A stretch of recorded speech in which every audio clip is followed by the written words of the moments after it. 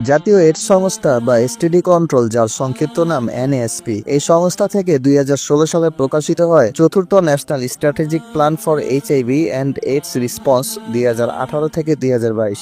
উক্ত সংস্থার পরিচালক ডক্টর আনিসুর রহমানের বক্তব্য অনুযায়ী বাংলাদেশ সরকার এইচআইভি প্রতিরোধে আগ্রহ প্রকাশ করে 1989 সালে, যা ন্যাশনাল এইডস কমিটি নামে কার্যক্রম পরিচালনা করে, যার সহযোগী প্রতিষ্ঠান হিসেবে জাতিসংঘের বিভিন্ন নেটওয়ার্ক, দ্বিপাক্ষিক সংস্থা সহ বিভিন্ন জাতীয় আন্তর্জাতিক প্রতিষ্ঠানের নাম উল্লেখ আছে, এবং সেই সাথে এর ফিনান্সিয়াল সহযোগী হিসেবে জাতিসংঘের ইউনিসেফ এবং কারিগরি সহযোগী হিসেবে ইউএন এইডস এর নামও উল্লেখ আছে। কিন্তু নামে তা এইচআইভি প্ল্যান হলেও এর গভীরে লুকায়িত আছে শব্দের মারপেচে ধোঁকা দিয়ে বোকা বানানোর এক গভীর সুপরিকল্পিত এজেন্ডা। এই রিপোর্টে ব্যবহৃত শব্দগুচ্ছের একটি তালিকাও দেওয়া আছে, যেমন জেন্ডার বেসড ভায়োলেন্স, যাকে তারা সংক্ষেপে বলছে জিবিভি, যার সোজা বাংলা লিঙ্গভিত্তিক বিশৃঙ্খলা। সেই অর্থের আড়ালে পুষে রাখা এজেন্ডা কি হতে পারে সেই ব্যাপারে আমাদের বলে দিচ্ছে মিনা কার্টুন নির্মাতা প্রতিষ্ঠান ইউনিসেফ। 2024 সালে প্রকাশিত guidelines for providing care and support to LGBTQI+ adolescents who have experienced GBV in mobility context শিরোনামে তৈরিকৃত মডেল 4 এর একটি রিপোর্টে